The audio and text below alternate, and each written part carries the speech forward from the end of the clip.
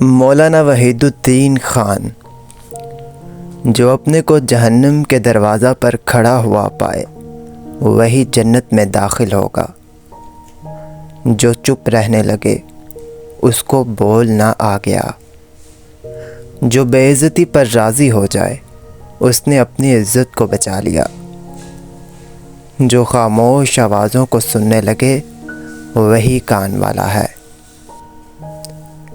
جس کو اپنی برائیاں دکھائی دینے لگیں وہی قابل تعریف ہے۔ جو اپنے سے آغاز کرے وہی دوسروں تک پہنچے گا۔ جو اپنی غلطی کو مان لے وہی صحیح راستہ پر ہے۔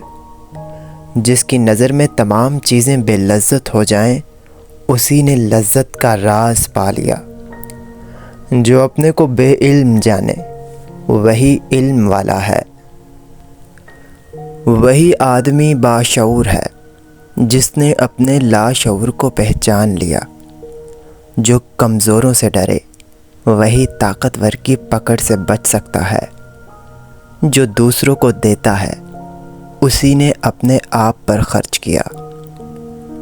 جس کو اپنے منافق ہونے کا اندیشہ ہو وہی ایمان والا ہے۔